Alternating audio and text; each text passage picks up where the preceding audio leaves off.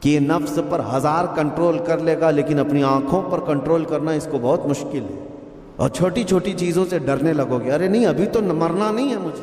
گناہ تمہارا نفس بعد میں کرتا ہے، لیکن تمہاری آنکھیں پہلے نظارے دکھاتی ہیں، دنیا کی رنگینیاں تمہارے سامنے لاتی ہیں، فلاں کی زندگی، فلاں کی زندگی، فلاں کی زندگی۔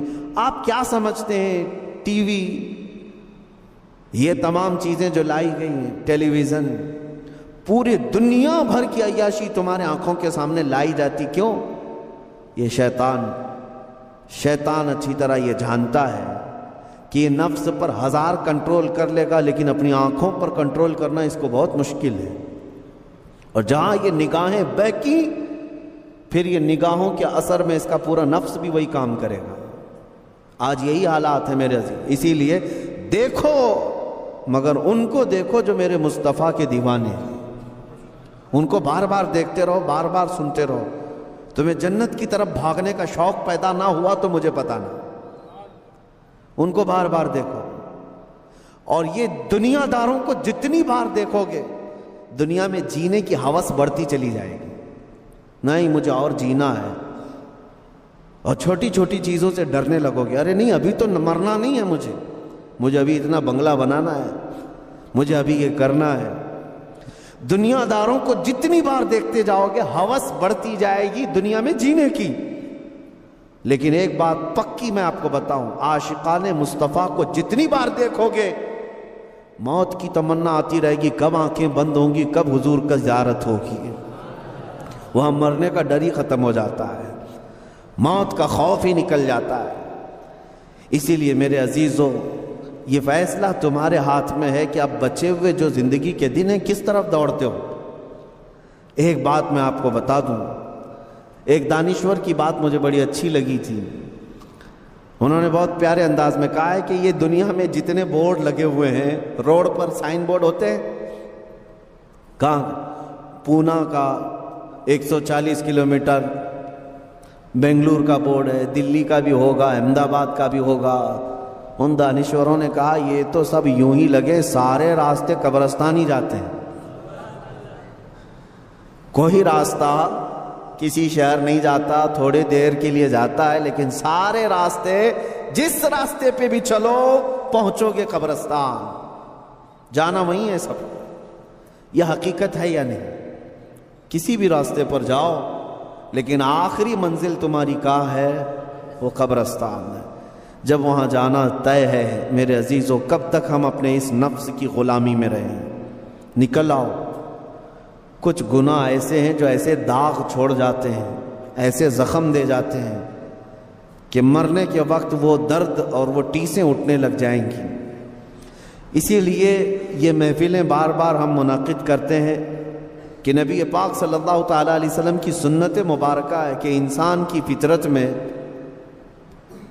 نفس کا غلبہ آتا ہے تو یہ دنیا کی طرف چلا جاتا ہے، اور اس کو ایک بار نصیحت کرو تو پھر یہ دنیا سے باز آ جاتا ہے۔ تمہارے لیے علاج یہی ہے، ہمارے لیے علاج یہی ہے۔ یہ میں نہیں کہتا کہ آج ایک بار کوئی مرید ہو گیا تو اب 70 سال بھی وہ باہر بھٹکتا رہے، کچھ نہیں ہونے والا ہے، نہیں ہوگا، ہوگا۔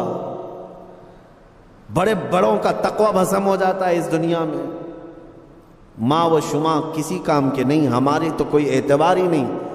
بڑے بڑے متقی اور پرہیزگار جب ٹچ میں نہیں رہتے ان دینی محافل کے یا اللہ کے ذکر کی طرف، تو شیطان ان کے اعمال کھا جاتا ہے، برباد کر دیتا ہے۔ جتنی دور جاؤ گے اتنی دور دین سے بھی ہوتے رہ جاؤ گے۔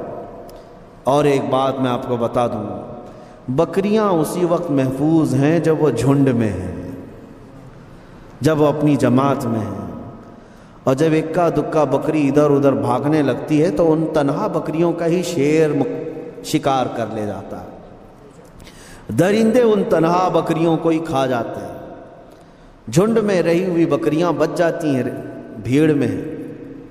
اسی لیے میرے آقا صلی اللہ تعالیٰ علیہ وسلم نے بھی تلقین فرمائی اور تاکید فرمائی، علیکم بالجماعہ، تم کو جماعت کے ساتھ رہنا ہے۔ بار بار تمہیں نمازیں جماعت کے ساتھ پڑھنے کے لیے گھروں سے بلایا کیوں جا رہا ہے؟ کہ دل کے اندر دنیا کا میل زیادہ نہ بیٹھنے پائے. آؤ جھکو اللہ کی بارگاہ میں، میل نکلتا رہے. بار بار اس جماعت میں، اس بھیڑ میں کیوں بٹھایا جاتا ہے؟ کہ دل تمہارا اللہ کی طرف لگا رہے گا، اللہ کی طرف لگا رہے گا. ورنہ یہ کتنی بڑی بات ہے، آپ کیلکولیٹ کر لینا. میں ایک بات بتا رہا ہوں، امپورٹنسی بتا رہا ہوں اس جملے کی. اس دنیا کا حال ایسا ہے کہ نبی پاک صلی اللہ تعالیٰ علیہ وسلم کون ہے سب کو پتا ہے. سید الانبیاء، معصوم عن الخطا، سید الرسل، امام الاولین امام الآخرین، مالک جنت، مالک رقاب ہم سب کی جانوں کے مالک. لیکن اس رسول، کیا آپ سب کو یہ تسلیم ہے کہ نہیں حضور کے ہاتھ میں سارے خزانوں کی کنجی ہے؟ نبی پاک صلی اللہ تعالیٰ علیہ وسلم جنتی دروازوں کے مالک ہیں.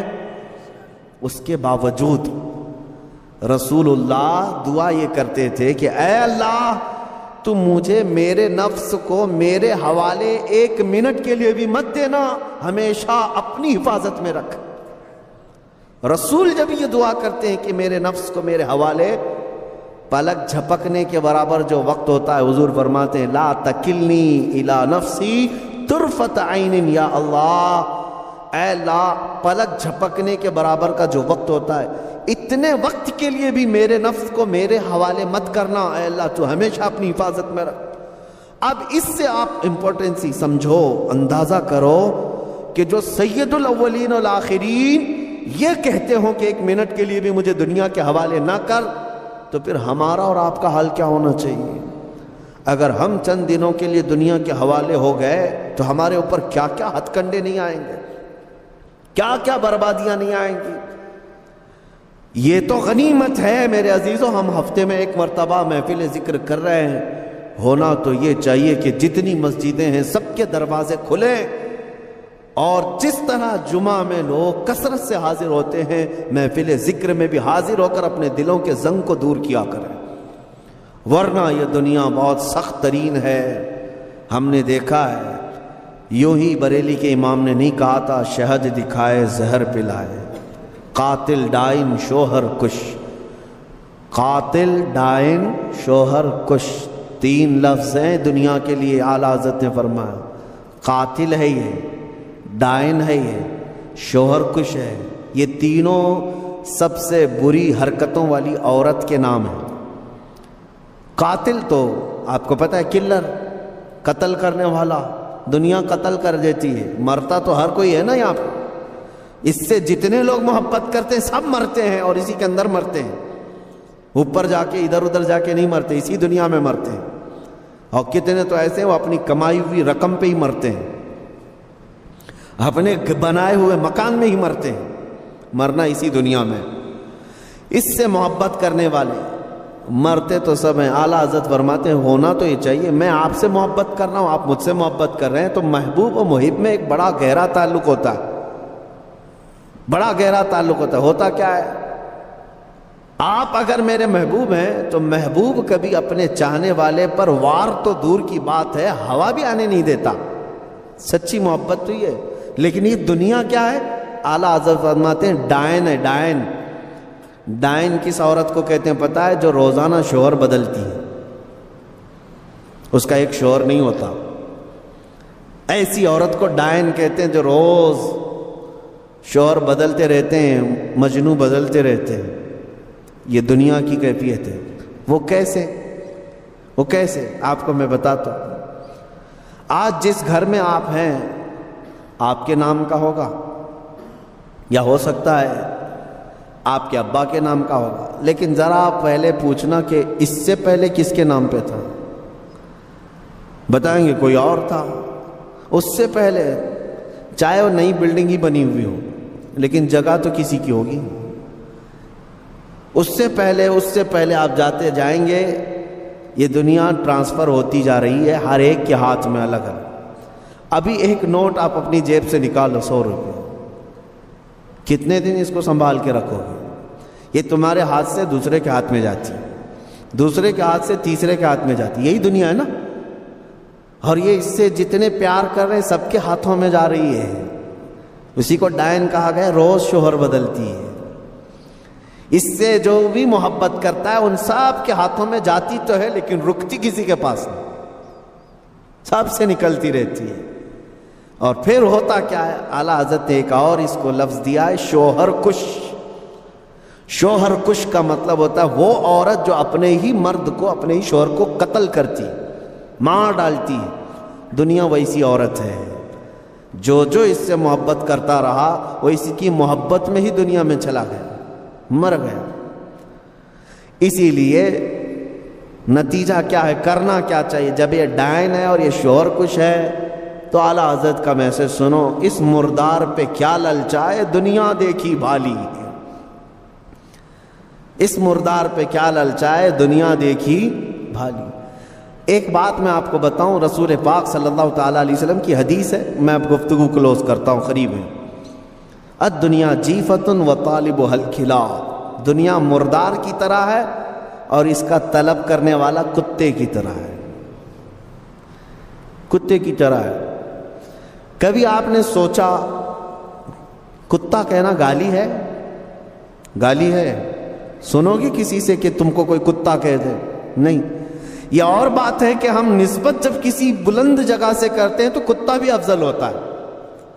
اگر ہم دربار رسول کا کتا کہتے تو یہ گالی نہیں, یہ فخر کی بات ہے. لیکن ویسے اگر آپ کو کتا کہہ دیا تو برا لگتا ہے. کیوں برا لگ رہا ہے؟ جبکہ آپ کو اگر پوچھیں تو آپ خود ہی کہیں گے کتا بڑا وفادار ہوتا ہے, اس کے اندر تو یہ کوالٹی ہے. کتا اپنے مالک کو چھوڑتا نہیں, کتا اپنے مالک کے دوستوں پر بھونکتا نہیں, کتے کو دو نہ دو دروازہ چھوڑتا نہیں.